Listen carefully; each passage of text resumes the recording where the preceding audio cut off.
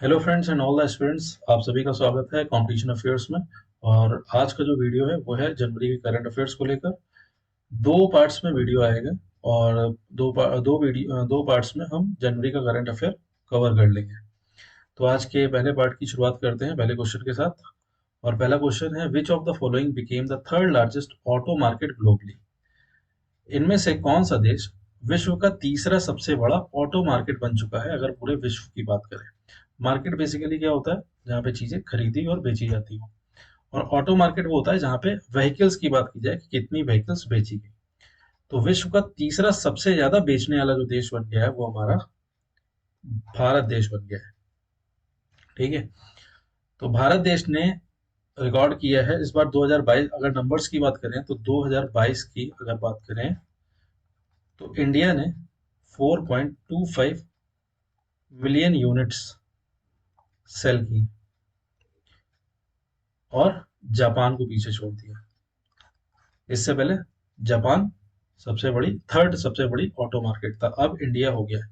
Japan की अगर बात करें तो 2022 में 4.20 मिलियन यूनिट ही सेल कर पाया ये, जिसके कारण इंडिया हमारा ऊपर आ गया। ग्लोबली अगर बात करें ग्लोबली तो सबसे बड़ी ऑटो मार्केट अभी भी चाइना है। फर्स्ट नंबर पे चाइना है, दूसरे पे यूएसए है। तो ये हमारा भारत हो गया थर्ड पे, चाइना फर्स्ट, सेकंड और ये फोर्थ। तो इसका आंसर क्या हो गया, third largest auto market globally is India. Next question है, which state among the following celebrated a cultural festival named purple fest for inclusion of PWD. अभी हाल ही में एक फेस्टिवल सेलिब्रेट किया गया जिसका नाम है पर्पल फेस्ट। वो किस स्टेट में मनाया गया है? तो वो मनाया गया है हमारा गोवा में। इस पर्पल फेस्ट की खासियत ये रही कि ये पहला ऐसा फेस्टिवल है जो कि पीडब्ल्यू डी के लिए बनाया गया है। पीडब्ल्यू डी का फुल फॉर्म होता है पीपल विद डिसेबिलिटीज। ऐसे लोग जो किसी भी तरह का शारीरिक या मानसिक रूप से किसी चीज की शारीरिक या मानसिक रूप से असमर्थ है या संघर्ष कर रहे हैं, ऐसे लोगों को हम बोलते हैं पीपल विद डिसेबिलिटीज। तो इनको शामिल करने के लिए मुख्य धारा में लाने के लिए ऐसा पहली बार हो रहा है कि इनके लिए अलग से एक फेस्ट ऑर्गेनाइज किया गया और वो गोवा स्टेट में ऑर्गेनाइज हुआ जिसका नाम था पर्पल फेस्ट। नेक्स्ट क्वेश्चन है, the book revolutionaries the old story of how India one it's freedom. ये जो किताब है revolutionaries the old story of how India one it's freedom, इसके लेखक कौन है? तो इसके लेखक हैं शशि थरूर जी। इन्होंने ही ये किताब अभी हाल ही में लिखी है। अच्छा, बुक्स जितनी भी हैं सब करंट की ही होंगी, जितनी भी बुक्स या उसके ऑथर के जितने भी क्वेश्चन होंगे सब करंट के ही होंगे, कोई भी पुराने क्वेश्चन नहीं होंगे। 29 mobile ordinary units and call centres are inaugurated in which of the following states. तो अभी हाल ही में 29 मोबाइल वर्डिनरी यूनिट्स खोली गई हैं। मोबाइल वर्डिनरी यूनिट जो पशुपालन केंद्र होते हैं, जैसे जो लोग पालन पोषण करते हैं जानवरों का, गाय पालते हैं, भैंस पालते हैं, तो उनके जानवरों को कोई दिक्कत है तो वो उसका इलाज वहां पे करा सकते हैं। और इसी तरह कॉल सेंटर्स भी खोले गए कि अगर कोई उनको जानकारी चाहिए किसी समस्या के बारे में तो वो भी वो ले सकते हैं कॉल करके।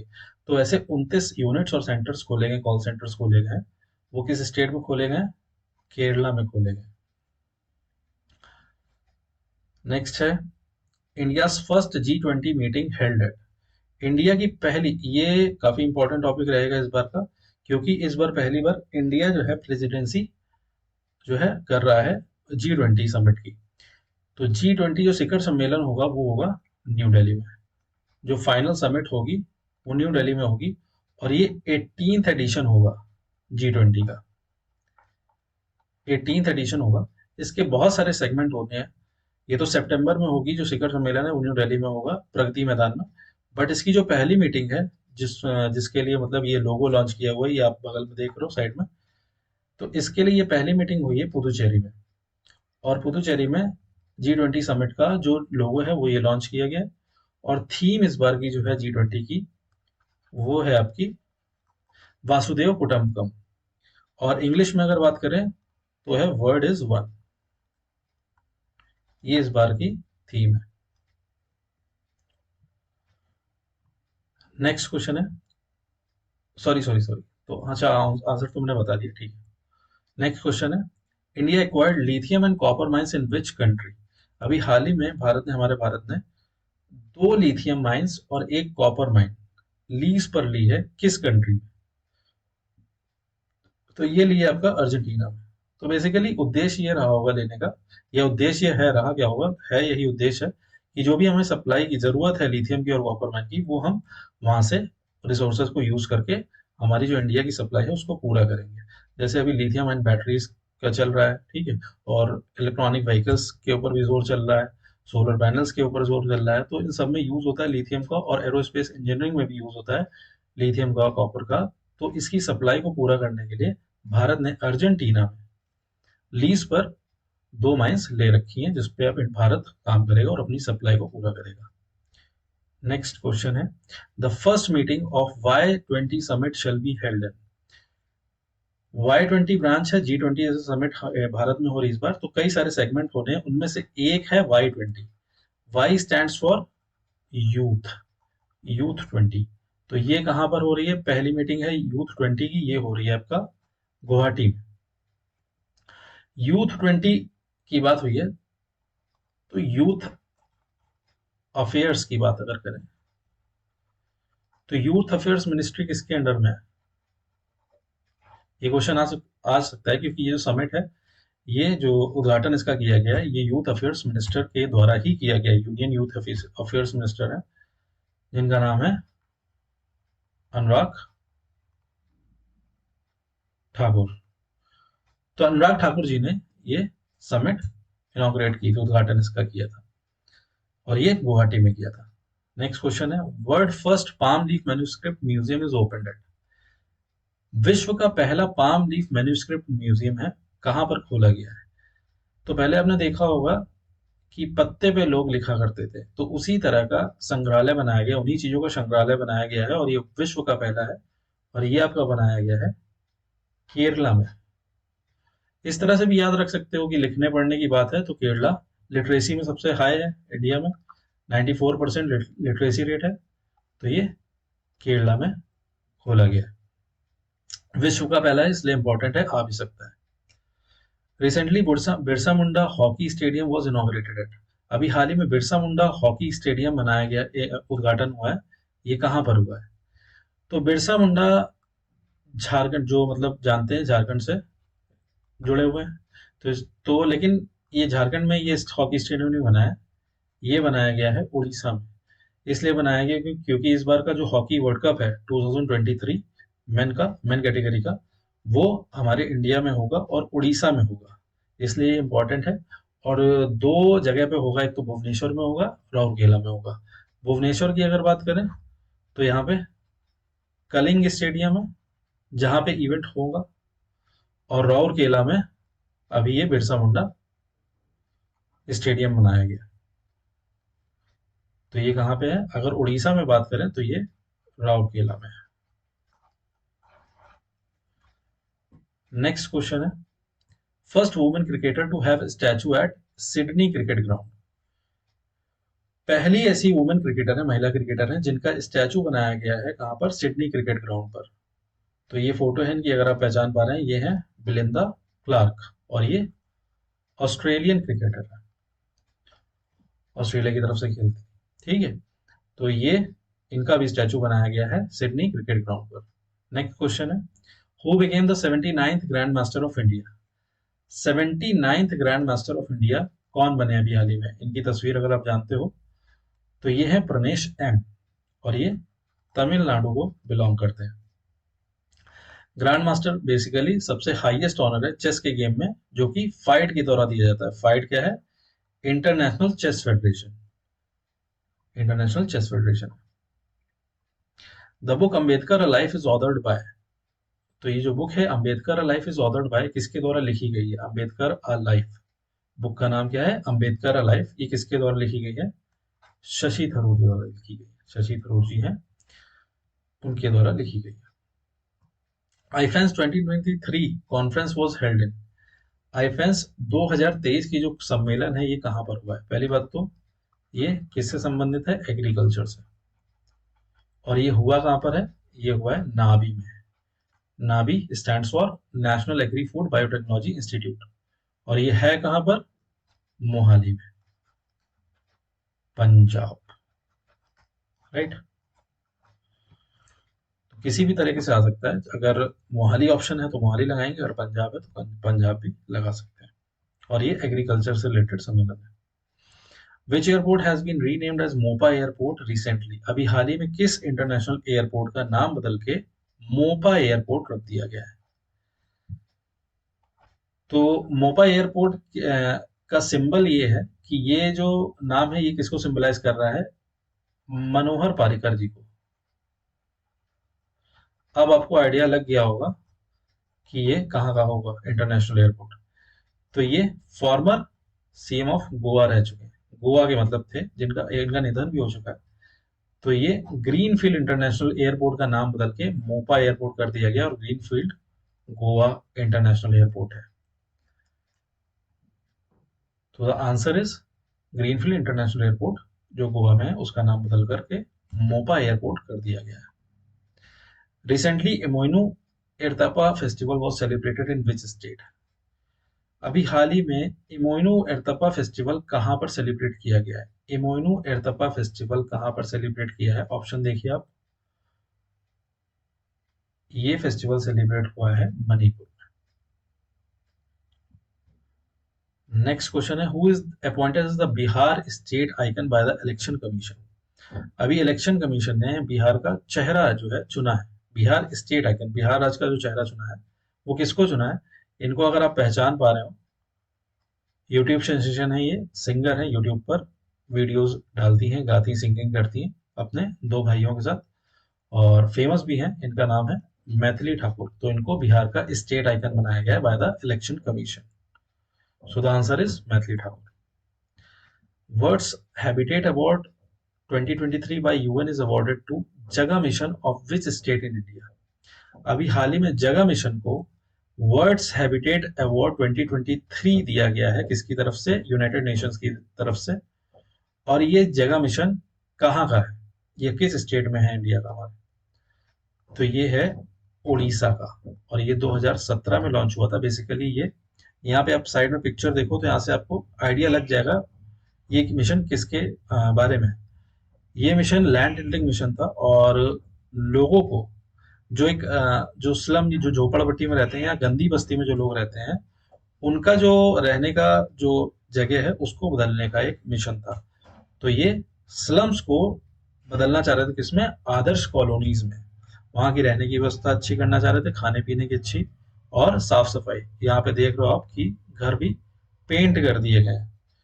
तो ये मिशन था। और हाँ, एक चीज और है कि यहाँ पर जो भी लैंड राइट्स भी दिए गए, जो लोग वहां पुराने समय से रह रहे हैं बस्तियों में, उनको भू अधिकार भी दे दिया गया है कि अब ये आप इस लैंड के मालिक भी हैं, लीगल राइट्स भी दे दिए गए।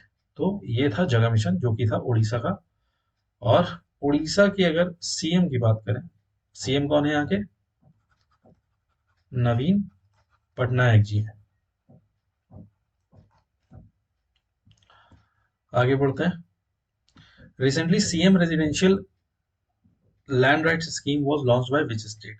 अभी हाल ही में मुख्यमंत्री आवासीय अधिकार भू अधिकार योजना जो है चालू की गई है। मुख्यमंत्री आवासीय भू अधिकार योजना कहाँ पर चालू की गई है, किस स्टेट में? ये आपका चालू की गई है एमपी में, मध्य प्रदेश में। यहाँ पर भी जो बंजारे हैं, जो मतलब घूमते रहते हैं, जिनके पास एक बंजारा जो ट्राइब होती है, जो इधर उधर घूमते रहते हैं, जिनके पास रहने की एक प्रॉपर जगह नहीं होती, उनके पास लैंड नहीं होता है, इसलिए वो इधर उधर घूमते रहते हैं अपने घर की तलाश में या रुकने की तलाश में। तो उनको फ्री प्लॉट्स दिए जा रहे हैं। किस स्टेट की तरफ से? मध्य प्रदेश। यहाँ के सीएम कौन है? शिवराज सिंह चौहान जी है। एमपी के सीएम कौन है? शिवराज सिंह चौहान जी। और ये स्कीम, तो आंसर क्या हो गया? Madhya Pradesh. CM residential land right scheme कहाँ पे चलाई गई है? मध्य प्रदेश में। Odakkuzhal award 2022 is related to? Odakkuzhal award किससे संबंधित है? तो ये लिटरेचर से संबंधित है, और इसका एक और चीज है कि ये मलयालम लिटरेचर में ही दिया जाता है, मलयालम भाषा में लिखे हुए लिटरेचर को। और मलयालम भाषा कहाँ बोली जाती है? केरला में, हमारे स्टेट इंडिया में केरला स्टेट में बोली जाती है। और ये अवार्ड मिला किसको है, अगर इसकी बात करें तो एक कलेक्शन है शॉर्ट स्टोरीज का, प्रवन्यू, उसको इस बार दिया गया है ओडा कुसुल अवार्ड, लिटरेचर से संबंधित है। नेक्स्ट क्वेश्चन है, recently free rice for 1 year scheme under state food security scheme was launched by which of the state? तो अभी हाल ही में फ्री राइस फॉर 1 ईयर, मतलब कई सारे राज्यों में ये स्कीम चलती है, जो गरीब लोग होते हैं उनको सरकार की तरफ से कम दामों में सब्सिडी पे खाना दिया जाता है, ताकि वो अच्छे से खा भी पाए, रह पाए। तो इसी तरह ये ऐलान किया गया है, किस राज्य सरकार ने ये अनाउंस करा है कि वो 1 साल तक फ्री राइस देंगे, और 1 साल तक 5 kg पर मंथ राइस मिलेगा फ्री। ये अनाउंस किया गया है उड़ीसा गवर्नमेंट की तरफ से, जहाँ के सीएम कौन है? नवीन पटनायक जी, अभी बताया था। ठीक है। नेक्स्ट क्वेश्चन है, Didir Suraksha Kavach campaign is launch in which state? Didir, अगर थोड़ा बहुत जानते हैं, कल्चर से रिलेटेड है, तो दिदिर आपको कहीं से रिजेम्बलेंस हो रहा होगा बंगाली लैंग्वेज से। तो दिदिर सुरक्षा कवच कैंपेन ये चलाया गया है वेस्ट बंगाल में, जिसकी सीएम है ममता बनर्जी जी।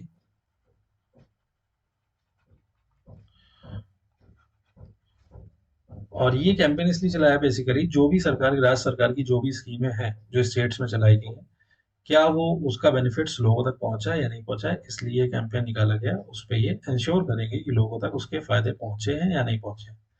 तो ये कैंपेन किसकी तरफ से? वेस्ट बंगाल की तरफ, वेस्ट बंगाल में चलाया गया। नेक्स्ट है, recently Louis Inacio Lula da Silva became the president of which country? अभी हाल ही में लुइस इनासियो लूला दा सिल्वा किस देश के राष्ट्रपति बने? तो ये फ्लैग देख के अगर आप पहचानते हो तो आप समझ जाओगे कि ये ब्राजील का फ्लैग है। और ये खास बात ये थर्ड टाइम बने हैं, तीसरी बार ऐसा हो रहा है ब्राजील के प्रेसिडेंट बने हैं। और किसको हटा के बने हैं? जैर बोल्सोनारो को रिप्लेस करके Luiz Inacio Lula da Silva बन गए हैं ब्राजील के president. Utkarsh 2.0 medium term strategy framework has been launched by? Utkarsh 2.0 एक मीडियम टर्म स्ट्रेटजी फ्रेमवर्क है, मतलब हर ऑर्गेनाइजेशन अपना एक पॉलिसी बनाती है, स्ट्रेटजी बनाती है, राजनीतिक पॉलिसी बनाती है कि किस तरह वो आगे आने वाले टाइम में अपने गोल्स को अचीव करने के लिए क्या रणनीति अपनाएगी। तो ये जो स्ट्रेटजी फ्रेमवर्क है, ये आरबीआई द्वारा लॉन्च किया गया है, उत्कर्ष 2.2 RBI. Who became the 78th grand master of India? अभी हमने 79th की बात की थी, 79 प्रनेश एम, और 78th हैं कौस्तभ चटर्जी, जो कि आते हैं वेस्ट बंगाल से। अच्छा, फाइड की बात अगर करें, फाइड है सबसे बड़ा सम्मान जो इंटरनेशनल चेस फेडरेशन देती है, उसको कहते हैं जिसमें ग्रैंड मास्टर। फाइड का जो हेडक्वार्टर है इंटरनेशनल चेस फेडरेशन, रिजेम्बलेंस कहीं से नहीं है, फाइड और इंटरनेशनल चेस फेडरेशन इसी का नाम है फाइड। इसका हेडक्वार्टर अगर बात करें तो ये है लॉसन, स्विट्जरलैंड। स्विट्जरलैंड स्पेलिंग में थोड़ा मिस्टेक हो, क्योंकि अभी मैं यूज टू नहीं हूँ इस पेन से, तो थोड़ा सा समझ जाइएगा। लॉजन स्विट्जरलैंड से, और लॉजन स्विट्जरलैंड में है इसका हेडक्वार्टर। और इसके जो प्रेसिडेंट है वो है आरकादी डी वोर, डी साइलेंट रहता है, वोर कोविच, ये प्रेसिडेंट है। इंपॉर्टेंट क्या है कि इसके जो डिप्टी प्रेसिडेंट हैं, उपराष्ट्रपति हैं जो इस फाइड के इंटरनेशनल चेस फेडरेशन के, वो हमारे भारत के विश्व नाथन आनंद जी हैं। ये ज्यादा इंपॉर्टेंट है हमारे इंडिया के पॉइंट ऑफ व्यू से, हो सकता है ये एग्जाम में पूछा भी जाए। डिप्टी प्रेसिडेंट है विश्वनाथन आनंद जी, और प्रेसिडेंट है अर्गादी बोरकोविच, हेडक्वार्टर है लॉसन स्विट्जरलैंड में। Who bag the silver medal for India at world chess blitz championship in January 2023? अभी वर्ल्ड चेस ब्लिट्ज चैंपियनशिप में सिल्वर मेडल कौन जीत के लाया है भारत की तरफ से? तो ये हैं कोनेरू हम्पी जी। अगर आप इनको पहचानते हो तो याद रखने में आसानी होगी आपको। और ये जो इवेंट हुआ है ना, ये इवेंट हुआ है अलमाती कजाकिस्तान में।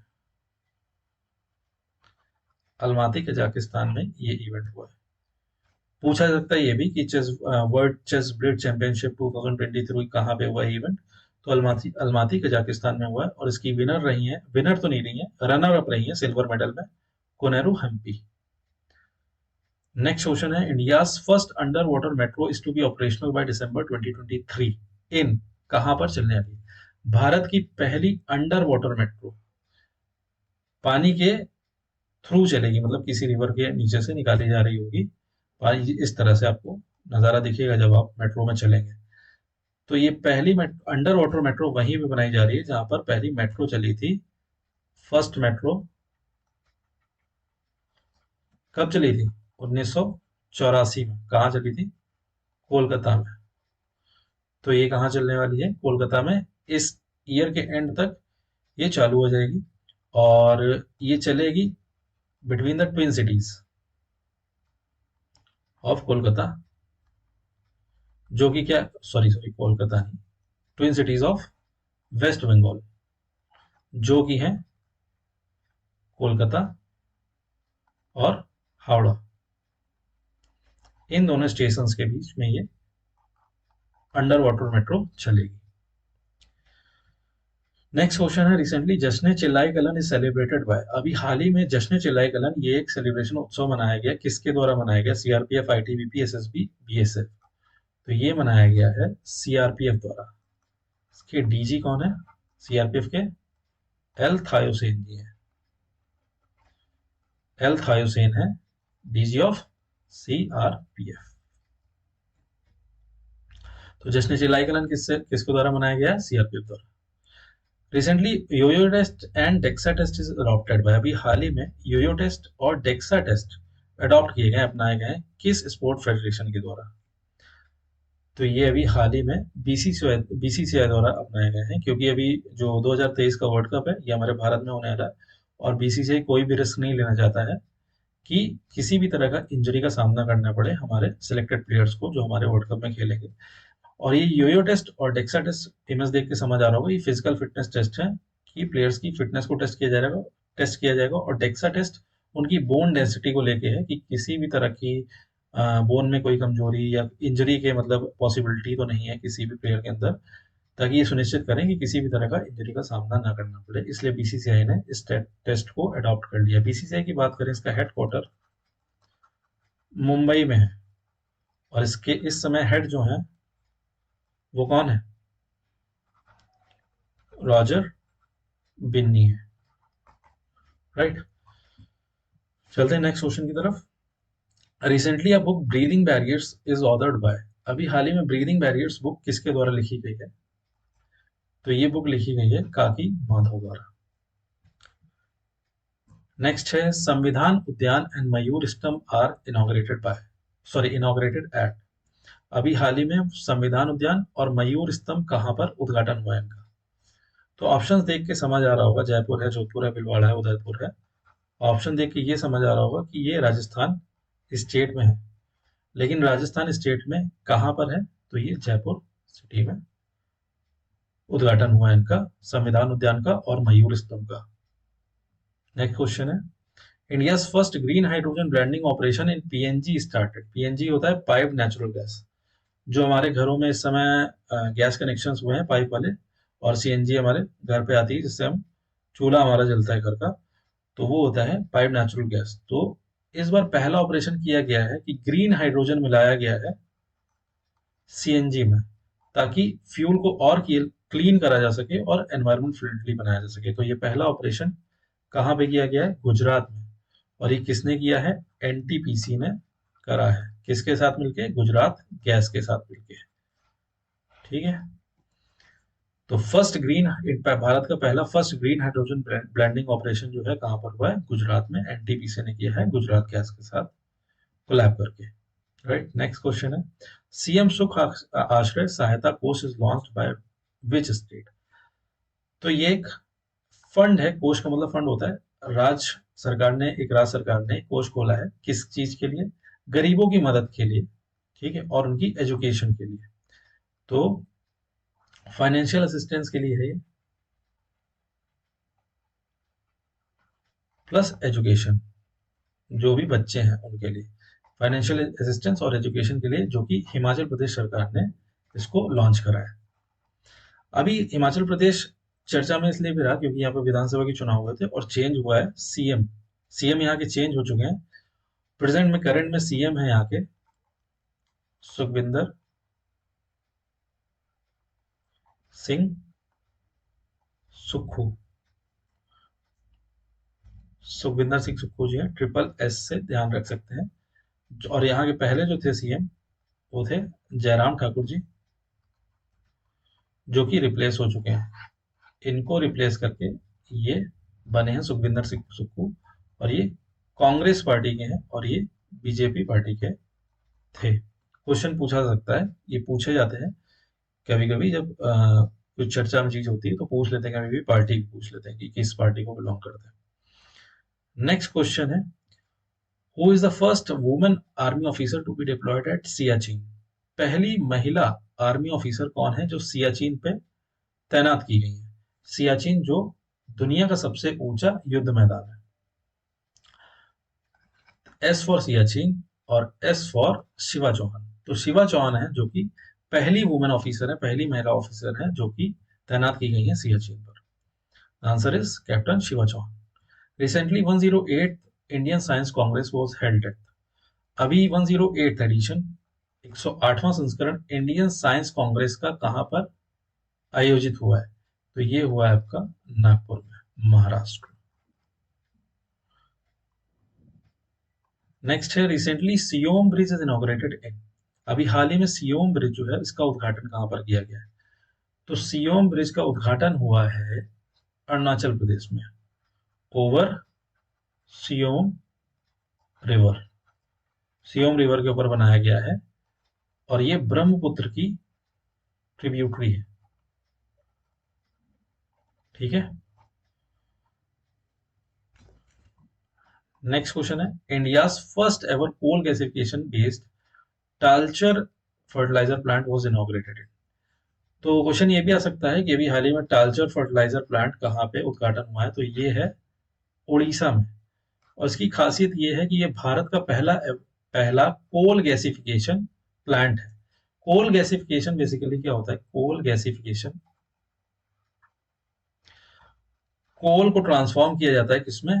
गैस में। और जब गैस में करते हैं तो इससे प्रोड्यूस होती है सिन गैस।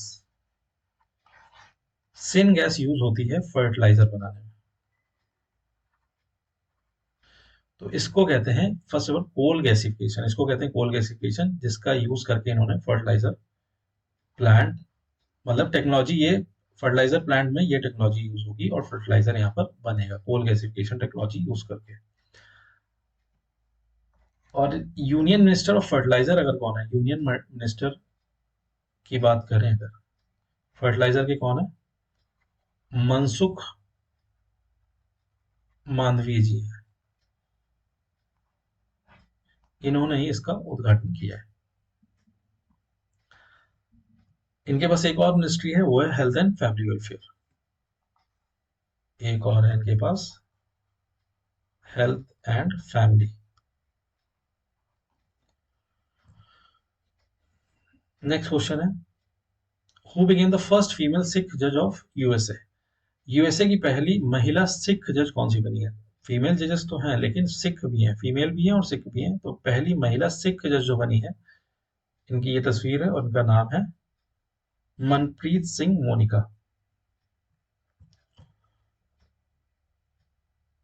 विच state becomes country's first fully digital banking state.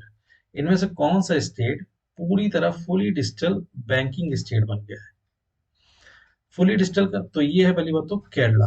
और फुली डिजिटल का मतलब होता है पेपर वर्क खत्म है, पेपर वर्क होगा ही नहीं।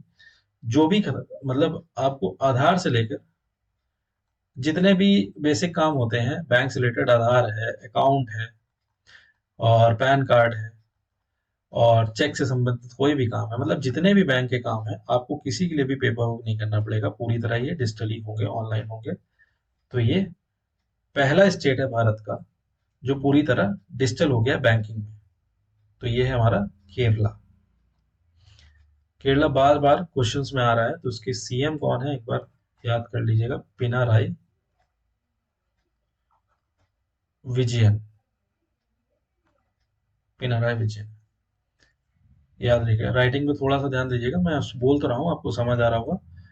और रिकॉल कर लीजिएगा, अपनी खुद लिख लीजिएगा अगर आपको नहीं समझ आ रहा है, कॉपी में या कहीं पे भी अगर आप पढ़ रहे हो लिख कर। तो which is the first state in India to form a welfare board for मनरेगा वर्कर्स? ऐसा कौन सा राज्य है जिसने मनरेगा वर्कर्स के लिए, जो भी इसके लाभार्थी हैं, उसके लिए एक वेलफेयर बोर्ड बनाया है? वेलफेयर बोर्ड बेसिकली किस लिए होता है? भले के लिए होता है। तो ये बनाया गया है केरला गवर्नमेंट द्वारा, पहला स्टेट जिसने मनरेगा लाभार्थियों के लिए, जो भी इसके बेनिफिशियरीज हैं, उनके लिए एक वेलफेयर बोर्ड बनाया है जो कि पेंशन देने का भी काम करेगा, प्लस हेल्थ असिस्टेंस, स्वास्थ्य संबंधी भी मदद करेगा। पेंशन का भी, जितने भी मनरेगा वर्कर है। मनरेगा क्या था? एक रोजगार स्कीम थी जो लेबर्स को दी गई थी, और इसका फुल फॉर्म है Mahatma Gandhi national rural employment guarantee act, और ये 2006 में लॉन्च हुआ था। Recently a low smoke superior kerosene oil is launched by, अभी हाल ही में low smoke superior kerosene oil एक जो है लॉन्च किया गया है। ये किसके द्वारा किया गया? लो स्मोक जो मतलब ऐसा केरोसिन ऑयल बनाया, ऐसा मिट्टी का तेल बनाया कि जो जब जलेगा तो धुआं कम छोड़ेगा। तो बेसिकली उद्देश्य क्या रहा होगा कि एनवायरमेंट फ्रेंडली हो और क्लीन फ्यूल हो। तो ये बीपीसीएल द्वारा बनाया गया है, भारत पेट्रोलियम कॉर्पोरेशन लिमिटेड। और ये इसका उद्देश्य एक और भी था, ये सबके लिए नहीं बनाया गया, it is for Indian army के लोगों के लिए बनाया गया है, ऑफ जे एंड के, जम्मू एंड कश्मीर की जो इंडियन आर्मी है उसके लिए बनाया गया है। क्योंकि जैसे सर्दियां चल रही है, तो वहां पे रूम हीटर में एक ट्रेडिशनल रूम हीटर यूज होता है इस तरह का, जिससे आग जलाकर हीट में जो सॉरी रूम में रूम मतलब रूम हीटर की तरह इसको यूज करा जाता है। तो ऑलरेडी ऑल्टीट्यूड में होने के कारण, इतनी ऊंचाई में होने के कारण ऑक्सीजन की ऑलरेडी कमी रहती है। तो उद्देश्य ये था कि और भी ज्यादा पॉल्यूशन वहां पे ना हो, स्मोक लेस हो जो भी फ्यूल हो। तो ये ध्यान में रखते हुए इसको इजाद किया गया है, और ये बीपीसीएल ने लॉन्च करा है। और इस ट्रेडिशनल रूम हीटर का नाम है बुखारी। जम्मू एंड कश्मीर का ये ट्रेडिशनल हीटर है जो लोग यूज करते हैं for heating the room, right. Next question है, recently international kites festival 2023 was celebrated at, international kite festival जो है वो इस बार कहाँ मनाया गया 2023 का?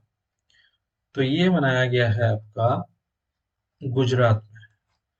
और गुजरात में कहाँ पे मनाया गया है? अहमदाबाद में। अहमदाबाद में मनाया गया international kite festival at Ahmedabad, Gujarat में, Gujarat Ahmedabad. 17 Pravasi Bharatiya Divas NRI day convention was inaugurated at, अभी 17वां एडिशन जो है, संस्करण जो है मनाया गया है किसका? एनआरआई डे, जो कि 9 जनवरी को हम मनाते हैं। इसका सम्मेलन कहाँ पे हुआ है? मध्य प्रदेश, इंदौर में, cleanest city of India, Indore में इसका सम्मेलन हुआ था। एनआरआई डे का सम्मेलन कहाँ हुआ है? इंदौर एमपी। ये भी याद रखने का जरूरी है कि 17th एडिशन है इस बार ये एनआरआई डे। रिसेंटली 120 फीट का tall polo statue was inaugurated at, 120 feet tall polo statue. Polo की अगर हिंदी में अगर पोलो की बात करें तो इसका होता है मतलब चौहान। और देखा होगा आपने, घोड़े पे बैठ के हॉकी की तरह तो खेलते हैं।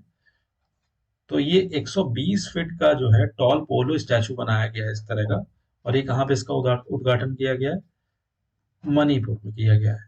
मणिपुर ही वो जगह है जहाँ पे माना जाता है कि पोलो का जो गेम है यहीं से इसका बर्थ हुआ है, यहीं से ये जो है जनक जो है ये मणिपुर है।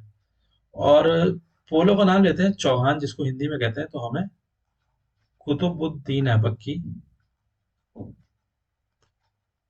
कुतुबुद्दीन, अरे स्पेलिंग छोड़ी, ऐबक की नाम जरूर आपको याद आएगा, जो कि गुलाम वंश के थे, स्लेव डायनेस्टी के। और इतिहास बताता है कि इनकी मृत्यु जो है चौहान खेलते हुए हुई थी। चौहान खेलते खेलते ये खत्म हो गए थे। तो इससे इसका जो आंसर है 20 फीट टॉल पोलो स्टैचू कहाँ पे उद्घाटन हुआ इसका? मणिपुर में हुआ है। Recently Chera Chera festival was celebrated in, Chera Chera festival कहाँ पर अभी मनाया गया है? CH छत्तीसगढ़ में मनाया गया ये festival, right. Who won the Adelaide title in January 2023? अभी एडिलेड टाइटल किसने जीता है 2023 का? टेनिस का। किस संबंधित है? टेनिस से। तो इनका आप चेहरा जानते ही हैं, लगभग सभी लोग जानते हैं, नोवाक जोकोविक। इन्होंने जीता है एडिलेड टाइटल 2023 का, और ये सर्बिया को बिलोंग करते हैं, सर्बिया को बिलोंग करते हैं। Book roller coaster and affair with banking is authored bye, अभी ये जो बुक है roller coaster with an affair with banking, ये किसके द्वारा लिखी गई है? तो इसके जो लेखक हैं ये हैं तमल बंदोपाध्याय, तमल बंदोपाध्याय है इसके लेखक। Roller coaster and affair with banking, Tamal Bandopadhyay. Recently the voice of global south summit was hosted virtually by, अभी हाल ही में एक ऑनलाइन मतलब वर्चुअली एक सम्मेलन हुआ, the voice of global south, तो ये किसने आयोजित किया है? इंडिया ने, चाइना ने, बांग्लादेश ने या श्रीलंका ने? ये सम्मेलन इंडिया ने आयोजित किया है virtually, the global of the voice of global south. Who is the global business head of Meta in India? तो ग्लोबल बिजनेस हेड किसको बनाया गया? मेटा, जो कि फॉर्मली पहले क्या थी? फेसबुक। इसका नाम बाद में ऑर्गेनाइजेशन ने नाम बदल के मेटा कर दिया। तो मेटा के ग्लोबल बिजनेस हेड बनाए गए हैं इंडिया में, जिनका नाम है विकास पुरोहित जी, ताकि ये और विकास कर सके किसका? मेटा का, इंडिया में। तो answer is Vikas Purohit. In Henley Passport Index 2023, which country backed the most favorable powerful passport in the world? Henley passport index की अभी एक सूची जारी हुई जिसमें ये बताया गया, 2023 की है ये रिपोर्ट। अभी ये बताया गया कि वर्ल्ड का सबसे पावरफुल पासपोर्ट किस कंट्री का है, तो वो है हमेशा की तरह जापान का। जापान शायद तीसरी या पांचवी बार शायद ये इसका मतलब लगातार वर्ल्ड वर्ल्ड का सबसे ताकतवर पासपोर्ट रहा है जापान का। और इंडिया की अगर बात करें पासपोर्ट इंडेक्स में, तो 85th स्पॉट पे है इंडिया हमारा। पासपोर्ट पावरफुल कैसे हो सकता है? मतलब अगर समझने की कोशिश सिंपल भाषा में ये है कि अगर आपके पास जापान का पासपोर्ट है, तो आप जितनी कंट्री में जितने भी वर्ड है ना, मतलब सॉरी कह रहा हूँ, क्या कह रहा हूँ, वर्ल्ड में जितने भी कंट्री है उसमें आप 85% कंट्रीज में आप वीजा फ्री एंट्री ले सकते हो। मतलब आपको जिस भी कंट्री में जाना है, जापान का जो भी नागरिक होगा उसको 100 में से 85 कंट्रियों में जाने के लिए कोई भी वीजा की जरूरत नहीं पड़ेगी। मतलब जिस कंट्री में भी वो जा रहा है उसे वहां के डॉक्यूमेंट की जरूरत नहीं है, उसके पास खुद जापान का पासपोर्ट काफी है, उसको वीजा की जरूरत नहीं है। Visa free entry for most countries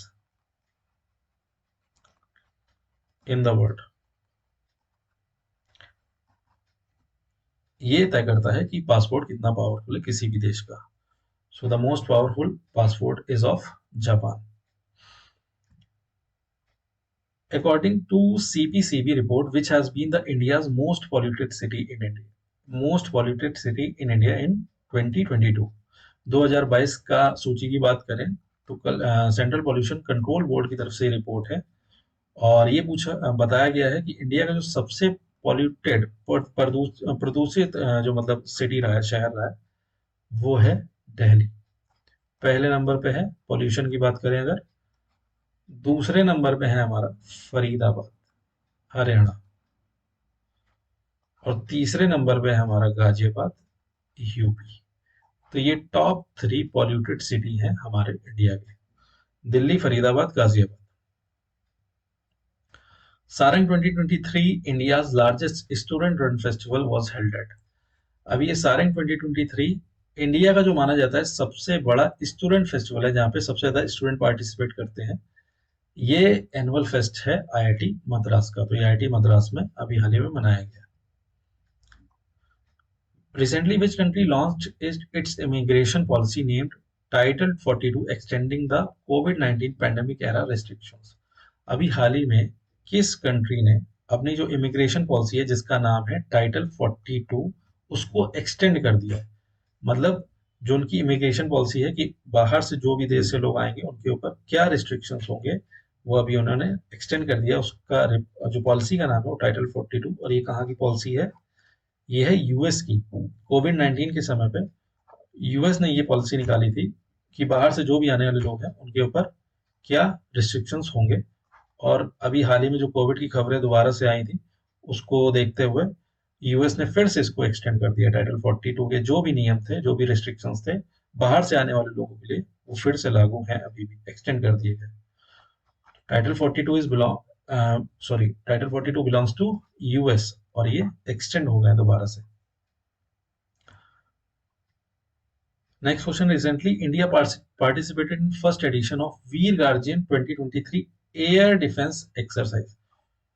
तो ये वायुसेना अभ्यास है और इसलिए इंपॉर्टेंट है क्योंकि ये पहली बार हो रहा है, फर्स्ट एडिशन है, इनॉग्रल एडिशन है, पहला संस्करण है। पहली बार जो है वीर गार्जियन नाम की एक एक्सरसाइज इंडिया ने परफॉर्म की है, किसके साथ? जापान के साथ। N N A N A N. तो वीर गार्जियन किसके साथ परफॉर्म की है? जापान के साथ इंडिया ने।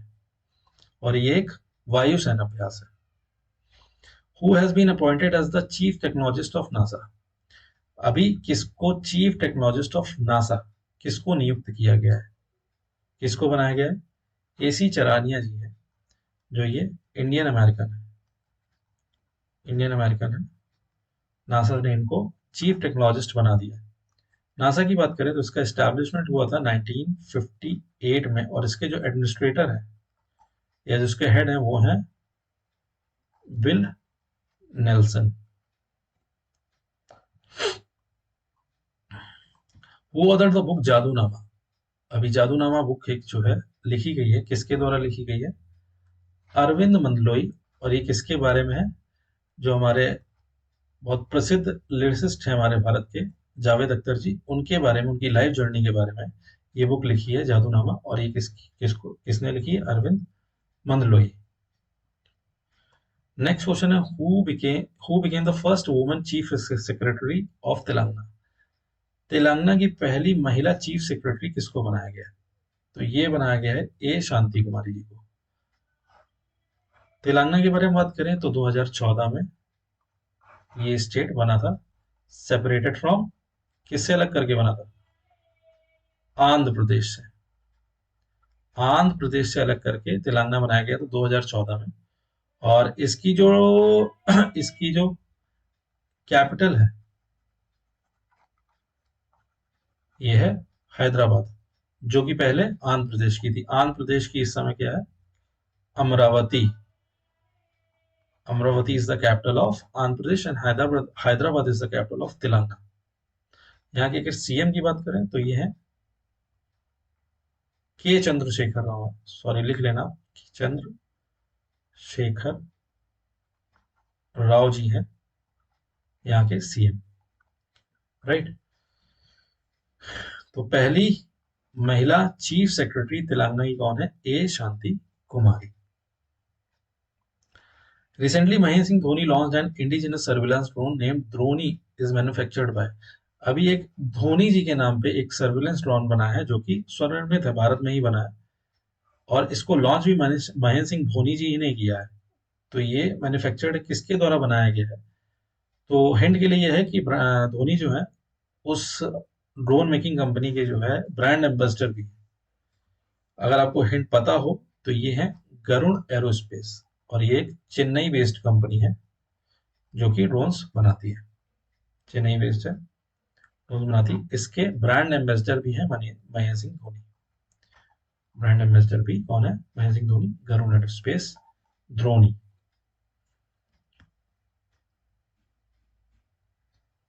India's first centre of excellence in online gaming.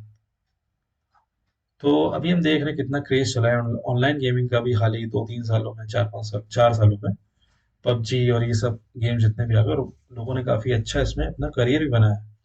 तो इसी सबको देखते हुए कि ये भी एक लाइन हो सकती है करियर मेकिंग के लिए, तो मेघालय गवर्नमेंट जो है ये फैसला किया है कि वो सेंटर ऑफ एक्सीलेंस खोलेंगे, ताकि वो ऑनलाइन गेमिंग में और भी क्या स्किल डेवलपमेंट हो सकती है या और भी क्या करियर ऑप्शंस हो सकते हैं, ओरिएंटेशन किया जाएगा ऑनलाइन गेमिंग को लेके, उसको और बेहतर करने के लिए लोग किस तरह इसमें और बेहतर कर सकते हैं।